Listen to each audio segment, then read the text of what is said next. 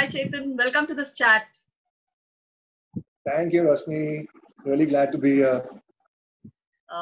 We've seen you in many shows, Nagin, mythological, other social dramas. But a lot of people were surprised to see you playing Balram in, the Mahabharata of the 80s.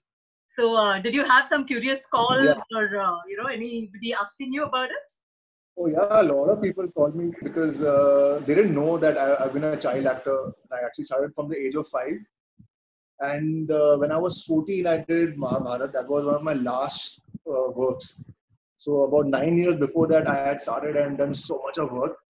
And I still remember shooting for that show, for that Mahabharata, it was like yesterday. It was unbelievable. Like that, I don't know, there was something really special about that show that I can still remember it. A lot of times you do so much of work, but it just goes out of the memory. But I can still remember so many instances from that shoot that it's fantastic. Interesting. Even I didn't know you started at the age of 5. Huh? So you have like a huge body of work, I must say. Oh my God, I have now it's 40 years for me in the industry. That sounds really long, huh? 40 years. Yeah, it's very long. 40 years of work, yeah. So clearly you always wanted to be an actor, right from your childhood. Yeah, actually I saw my cousin, Jugal Hansraj, when I was small, at the age of 5. And I remember that instance. When I was 5 years old. I remember I'd seen him, and I told my mom, "Okay, mom, I want to do this." I saw him in some photograph or something or some magazine. So then it was all about like my mom's hard work, and she got my pictures clicked, and she used to go around giving my pictures. It was actually all her hard work. I did about 250 press ads, about 50 TV ads. I don't know, about 7-8 movies I had done as a child actor. I did Mahabharata as a television show. And then I took a break for about 4-5 years in between, from 14 to 15, like during last few years of school and all that. And then one day, Shamli Verma, the model, she saw me in Majim and she said, why don't you model? I was like, okay, I don't mind. And my whole modeling journey started from there and then not stopped.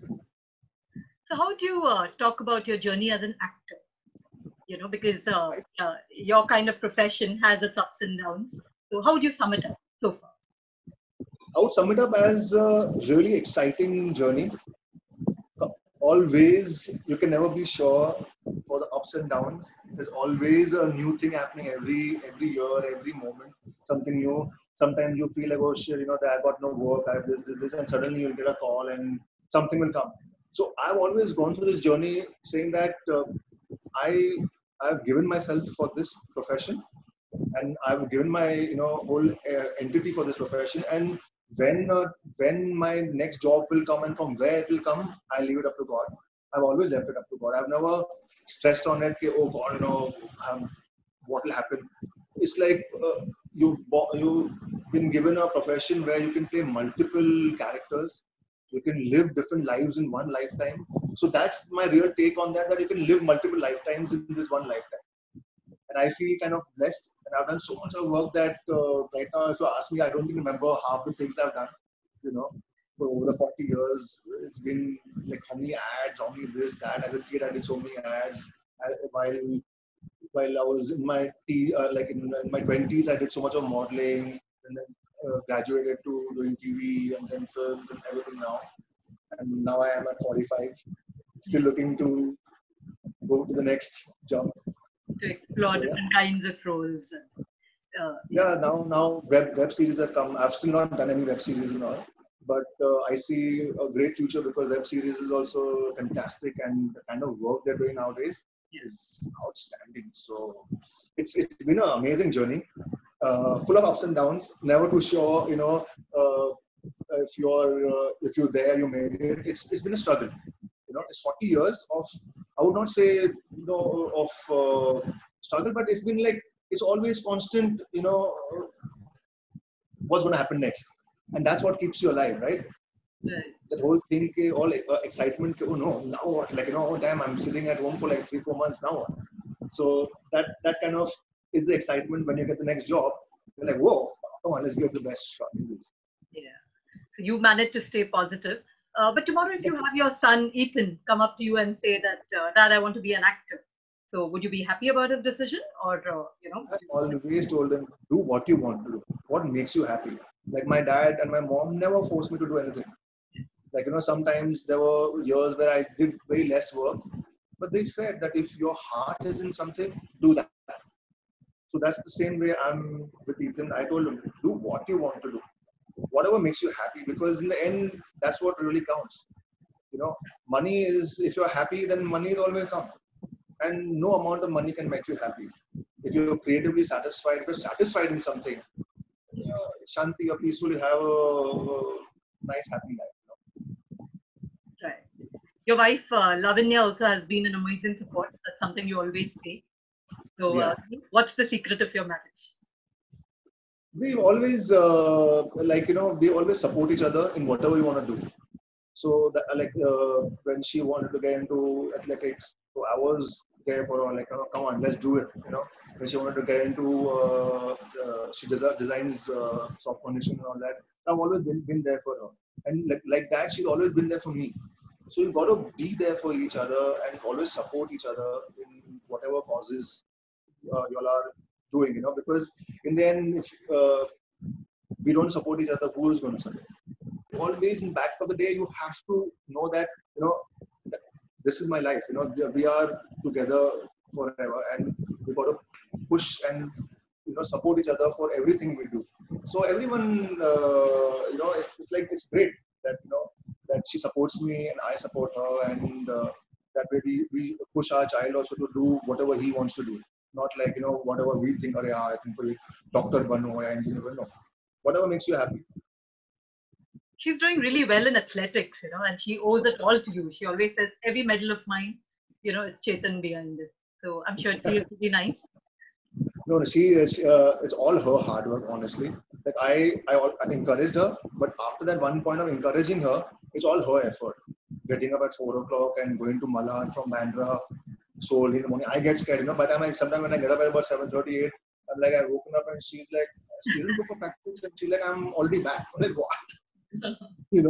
It's fantastic. So it's all her hard work, and like in life, now if you don't work hard, nothing happens. So it's been, she's really worked hard on wherever she's reached on her own. It's, I would say, on her own, because the amount of hard work she's put in, I definitely would not do that. Get up at 4 o'clock and be so sincere and go and do something, like that. It's fantastic. And right now, life in the lockdown, Chetan, what's it been like the past 2 months?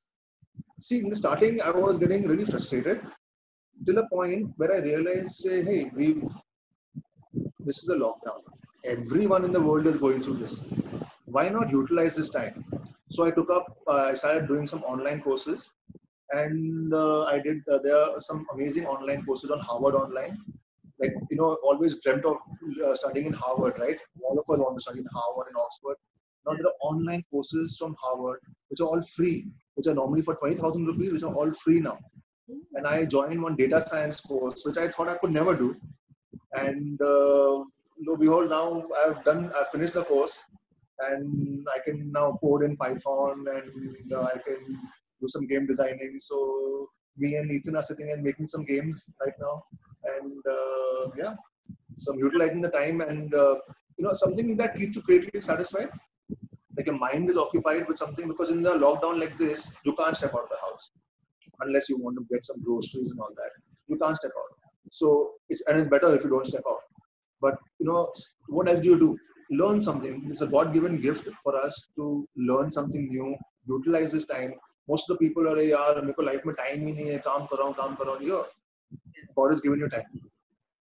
Use it. Be with your family. Use it. At least we have a home. There's so many people who are like the migrants. They're all walking home.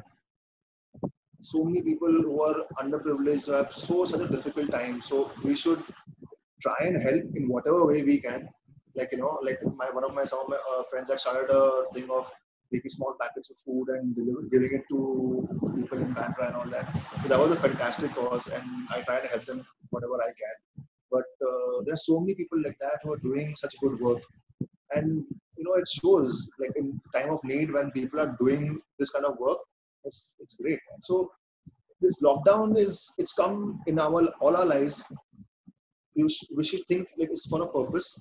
Maybe it's trying to tell us something. The universe is trying to tell us something that, hey, don't take this planet for granted. Like we humans have kind of ruined this planet. This is the way of nature telling us, guys. Just before that, don't you remember there were forest fires everywhere?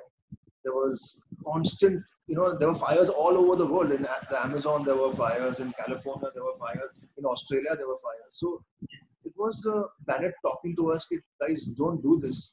And now the coronavirus has come. Now there's a locust attack all over.